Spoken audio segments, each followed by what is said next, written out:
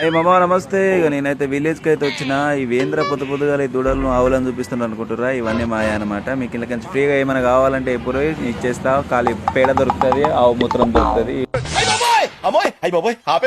ఏమయ్య పట్టేలా వాళ్ళనే చూపిస్తావు వీడియోలో, నన్ను చూపెట్టావా అని చెప్పి మరేమో కూడా అనబట్టే ఇక మా దుడ్డ పిల్లని అయితే నాకు ఆగలేదురా పోయి నన్ను వదిలిపెట్టారు మా అమ్మ దగ్గర అనబట్టే ఇక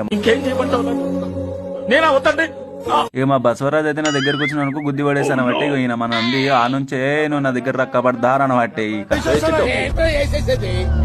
అరే ఏంద్రా నాయన నీ బ్లాగులు పాడుగా నువ్వు సాగుడుతున్నావు. మా వాళ్ళని పంపేయడు, నేను పాలిస్తా. మేము దొరికిన అమరా పక్క పోయాడుకపో, ఇంకా అంగన్వాడీ లెక్కలు పోలేవు నీ.